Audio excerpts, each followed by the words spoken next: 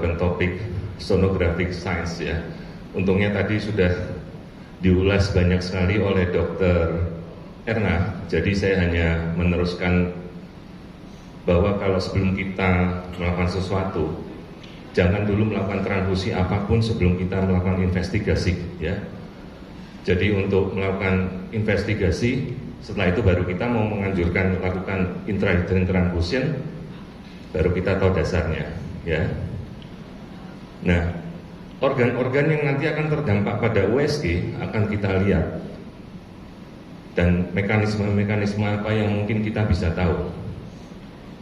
Fetal anemia ini paling sering terjadi karena adanya kegagalan cardiac failure, menyebabkan peningkatan tekanan pada umbilical pressure ya, portal hypertension, dan akhirnya hipoksia dan asidosis. Paling sering terjadi karena alfa thalassemia, tadi sudah dijelaskan Dr. Ena, karena perdarahan fetomaternal, twin to twins, dan perdarahan yang lainnya. Fetal anemia ini kondisi yang sangat jarang, dan biasa penyebabnya non-imun seperti parvovirus, hemoglobinopati, perdarahan, monochorionic twin, komplikasi, dan biasa kita dengan USG kita melihat MCA, fixed systolic velocity. Nanti kita coba bahas ya. Nah, standarnya anemia diklasifikasikan berdasarkan derajat dari deviasi HB. Ini tidak saya bahas, tadi sudah dibahas Dr. Erna, dengan kemungkinan HB value-nya ini kurang dari 50 gram per liter. Hidrofetalis ini manifestasi paling banyak terjadinya dari thalassemia, kemudian anemia ya, efusi perikard, edema, asites, perikardia efusi, polidramnia, dan plasentomegali, plasenta yang menebal. Tapi kali biasanya terdiagnosa dengan USG. Standar saja pemeriksaan, kita tahu polidramnios, pertumbuhannya di luar ukuran karena dia membesar, karena ekstrim edem, takikardia karena beban jantungnya, pergerakan bayinya menurun, ini yang paling dirasakan ibu, kemudian pemeriksaan abnormal dari serum dan perdarahan antenata. Ini definisi yang pernah direferensi oleh Nicolaides, berapa nilainya, ringan, sedang, berat, teman-teman bisa melihat di sini. Nilai hematokritnya juga ada yang dipakai ya. Nah, kemudian ini etiologi dari fetal anemia saya kelompokkan di sini, mulai dari RBC, right blood alloimmunization, non-immune, kelainan dari sumber tulang belakang, perdarahan atau komplikasi dari monochorionic ya. Nah, kelainan hidrofetalis 1:2000, tinggi sekali frekuensinya. Biasa kita bagi dua, immune dan non-immune hidros. Nah, immune hidros ini persentasenya 10-24% dari kasus-kasus dari anemia, karena terjadinya maternal antibody yang masuk ke dalam tubuh bayi. Tidak saya ulas, tadi Dr. Erna sudah mengulas. Nah, ini yang harus kita telaah dari kondisi fetal anemia. Kita bagi maternal dan fetal. Nah, teman-teman bisa kelompokkan. Termasuk bagian yang paling jarang penyebab anemia, ya, seperti kelainan genetik. Kemudian kita melihat dari parenteral hemoglobin. Ini bisa teman-teman semua masukkan dalam klasifikasi, ya. Nanti kita ulas untuk USG-nya. Nah, ini yang sekarang saya mulai lakukan. Kita mendeteksi gen thalassemia dengan NIPT. Ini penelitian yang baru dipublikasikan oleh teman-teman dari Vietnam. Jadi dia mengambil PCR, target next generation sequencing improve beta thalassemia carrier, terutama untuk pasien-pasien yang membawa alpha thalassemia nantinya, ya. Dan ini dengan NIPT kita bisa mendiagnosa gennya, dan sudah saya lakukan pada pasien rutin, dan harganya relatif terjangkau. Saya lakukan sekitar 1,6 juta, ya. Dan ini dari pasien saya yang terakhir saya cek dengan pemeriksaan NIPT biasa rutin terdiagnosa alpha thalassemia. Ini ibunya, bukan bayi. Jadi begitu ibunya terdiagnosa, kita anjurkan suaminya juga, baru kemudian bayi kita amati. Jadi ini resiko terjadi positif ini pada ibu, ya, alpha thalassemia. Nah, ini kan kasus dari hematologi, mulai dari sound immunization tadi yang sudah jelas Dr. Erna, tidak saya bahas lebih lanjut. Nah, ini perdarahan dari fetomaternal ya, 0,1 mili darah saja ditemukan dari 5-15%. Ini bisa menyebabkan kelainan imunologi yang tadi saya sebutkan ya. Ini yang sudah tadi kita bahas, tadi Dr. Ena sudah menjelaskan. RH sensitisasi fetal-maternal transfusi direkomendasikan pada sekitar 7, 16%, 29% pasien pada pemeriksaan pertama, trimester pertama, kedua, dan ketiga, dan sekitar 0,2 mili darah dari bayi ini sudah cukup untuk menyebabkan antimaternal desensitisasi perdarahan. Nah, ini mekanismenya, teman-teman bisa lihat bagaimana digambar ini, saya tidak jelaskan lebih lanjut, tadi Dr. Ena sudah menjelaskan juga. Nah, imun hidrofetalis ini kelainan yang kedua, biasanya karena negatif, RH negatif ibu, ya, yang tidak tersensitasi. Terjadi pertama kali dari transfusi fetomaternal, mungkin akibat terlepasnya plasenta, ya. Bisa juga pada setelah kasus aborsi, amniosintesis, kehamilan ektopik, ini semuanya bisa menyebabkan terjadinya faktor sensitisasi. Nah, terjadinya seperti tadi Dr. Ena menjelaskan imunoglobulin G melewati plasenta, ya. Severe kasusnya terjadi hidrofetalis menyebabkan IUFD. Nah, ini derajat-derajatnya pada trimester pertama, pertengahan trimester kedua, dan mendekati trimester ketiga. Ini derajat perkembangannya isoimmunization, tidak saya bahas. Nah, kenapa bayi dengan ibu negatif kadang-kadang tidak ada efek? Padahal bayinya kalau yang positif, ibunya negatif, bayinya positif baru efek, ya. Karena mungkin terlalu rendah untuk bisa mensensitisasi si bayi, ya. Ini hidrofetalis karena biasanya eritrosit antigen terpecah dari RHD, ya. Ini imunoglobulin tadi sudah dijelaskan juga Dr. Ena, saya tidak jelaskan lebih lanjut. Nah, ini yang paling sering, plasenta.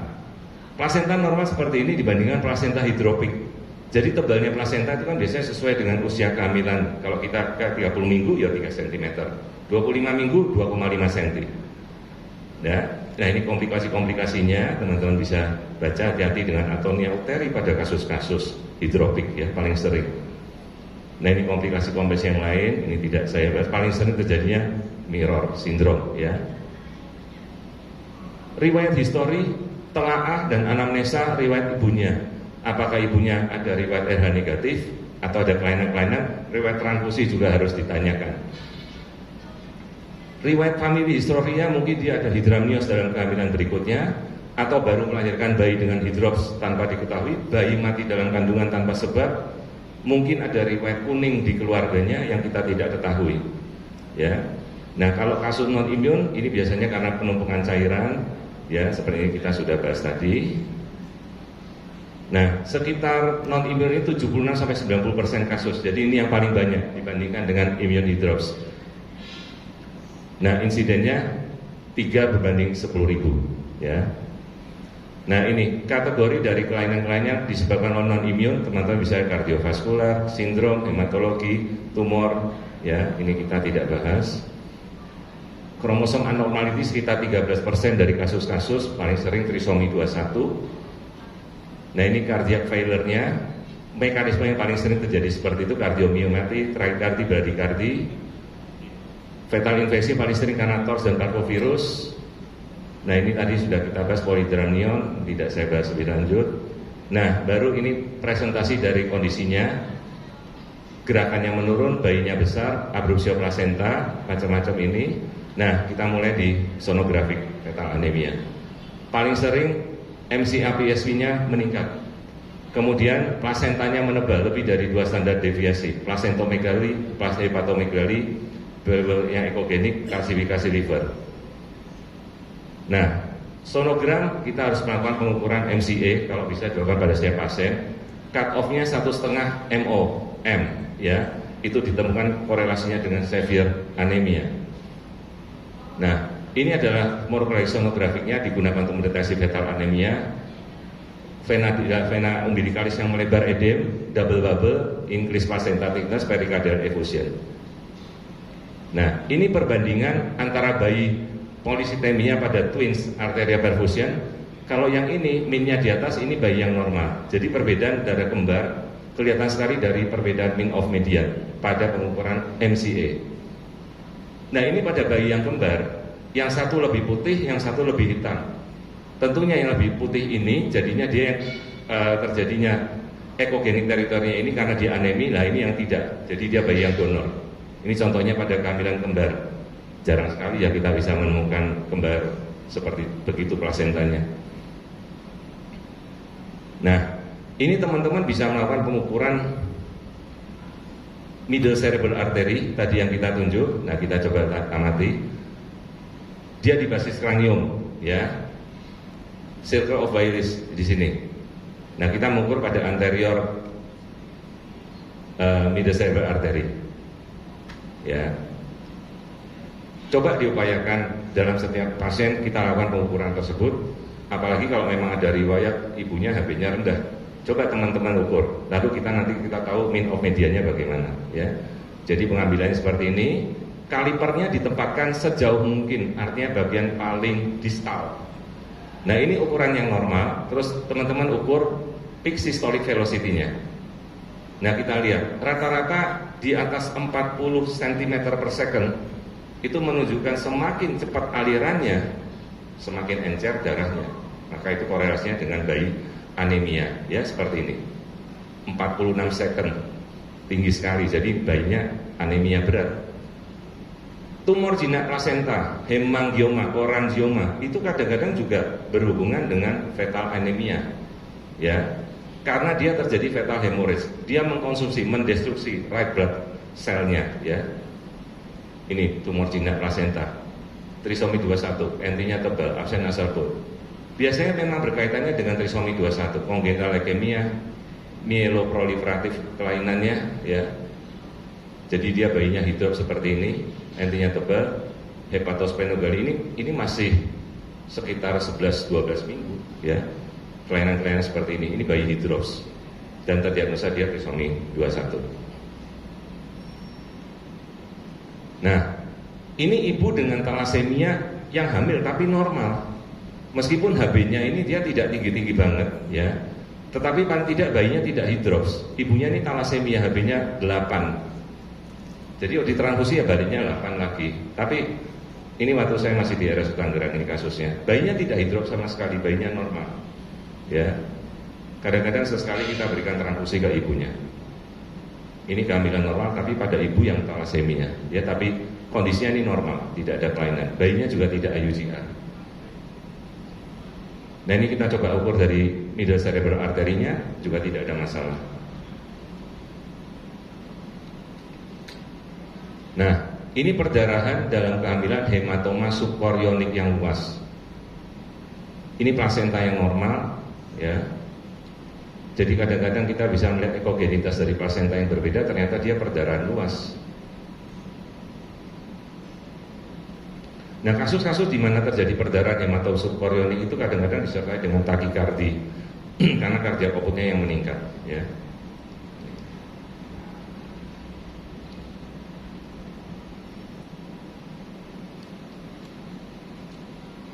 Nah, ini identical twins dengan resiko twin-to-twin transfusion syndrome.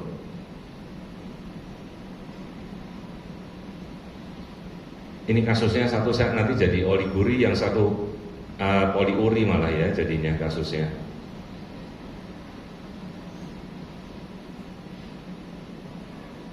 Ini entinya menebal sekali, ya, jadi dia edem.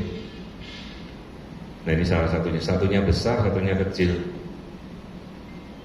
Nah, ini satunya bengkak, satunya kecil. Ini awal banget sudah terjadi twin-to-twin transfusion syndrome. Perhatikan, yang satu besar sekali edem, yang satunya kecil stuck ini. Tapi dua-duanya ini masih hidup, ya.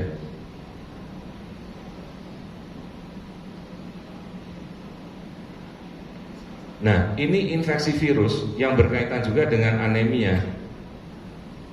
Ini saya pasien karena SARS-CoV-2 ini. Lihat ini efusinya berat sekali, ya. Ini infeksi virus. Nah, itu mekanismenya tidak saya jelaskan bagaimana terjadinya kemudian immune hidrops karena infeksi virus, sama juga dengan parvovirus. Ini pada masa-masa COVID waktu itu banyak sekali kasus seperti ini, ya. Nah, ini contoh kasus dari twin-to-twin transfusion syndrome. Perhatikan satunya yang bayi yang besar, monokornya dionium amniotik, satunya beda ukurannya jelas sekali, ya. Itu twin-to-twin transfusion syndrome. Kemudian ini twin reverse arterial perfusion, ini sudah TRAP syndrome, ini varian terberat dari twin to twin. Yang satunya sudah akardiak, ya monster twins, kepalanya sudah hilang, satunya normal, ya. Ini karena terjadinya mekanisme donor dan resipien, ya. Ini contoh-contoh berat dari kasus-kasus dengan sonografi kelainan anemia berat, ya, twin reverse arterial perfusion. Nah, ini fetal hidrops, asites dengan hidrotoraks. Ini kehamilannya pada sekitar 22 minggu. Ini teman-teman bisa ukur middle cerebral arterinya juga. Nah, lihat ini. Ini dua asites berat sekali, hidrotorak, tapi jantungnya masih berfungsi normal. Ya. Ini udah anasarta. Nah, ini hidrofetalis yang lain masih sekitar 17 minggu. Ini juga bayi pasti dengan anemia berat, ya. Tapi kita belum tahu ini apakah ingkar infeksi, talasemia, atau memang karena kelainan genetika, ya. Itulah maka pentingnya kadang-kadang kita juga bisa lakukan NIPT.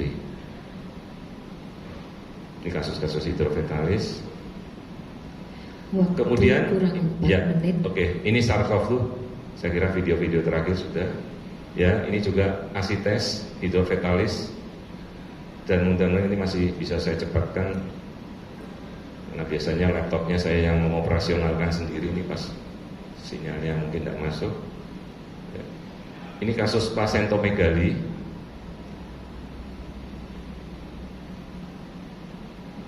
Nah, ini plasentanya tebal sekali, ya. Kok dari wajah tidak ada kelihatan edem sama sekali. Jadi tidak ada facial edems, ya.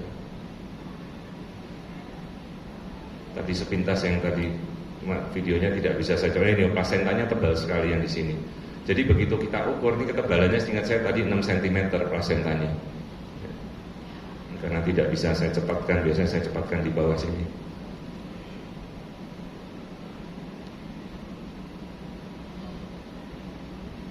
Jadi ini kasus SARS-CoV-2 juga. Nah, ini plasentanya yang tadi kita lihat tebal sekali, ini plasentanya, placentomegali. Ini videonya panjang sekali.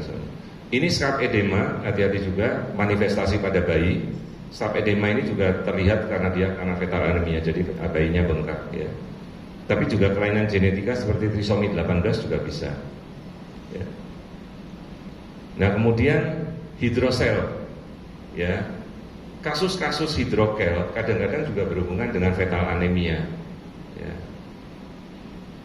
Ini waktu saya lihat amnionya normal, padahal kita lihat bagian testis. Ini testisnya hidrokel, ya. Nih, kasus-kasus hidrokel juga early manifestasi dari hidrop kadang-kadang berhubungan dengan anemia. Jadi teman-teman kalau melihat kondisi kelamin bayi, perhatikan adanya hidrokel pada testis, itu manifestasi awal. Nah, pemeriksaan rutin tadi kita sudah sebutkan, kemudian pemberian imunoglobulin B, rogam atau hyperro, itu kita bisa berikan apabila terjadi bleeding. Kemudian saya biasanya memberikan juga resikonya kalau dia RH negatif, kita berikan untuk profilaksis sekali pada kehamilan. Dan nanti setelah hamil, selesai, lahir, kita cek golongan darahnya. Kalau memang dia RH-nya berlawanan ibu, baru kita berikan kembali suntikan kedua ke ibunya. Nah, ini indikasi dari RH imunoglobulin, ini tidak saya bahas lebih lanjut, tadi sudah dijelaskan Dr. Edna. Antepartum monitoring juga tidak saya bahas.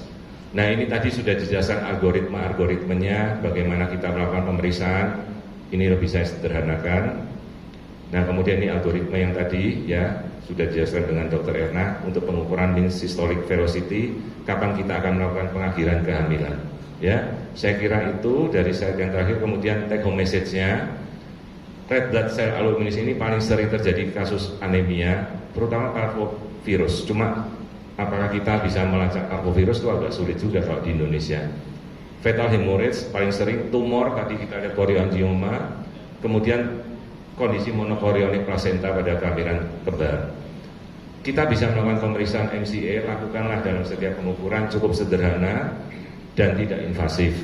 Kemudian manajemen internal awal seperti NIPT, sekarang sudah bisa melihat talasemia, mungkin bisa kita tawarkan pada pasien. Ya, baru kemudian jika memang ada bermasalah, baru pertimbangkan kalau ada infeksi virus, kita mungkin bisa terapi intrauterin. Saya kira take home message itu yang bisa sampaikan. Terima kasih atas perhatian. Tepuk tangan untuk Dr. Wiku yang sudah dengan panjang lebar dan jelas sekali untuk materi yang sangat menarik. Baik, kita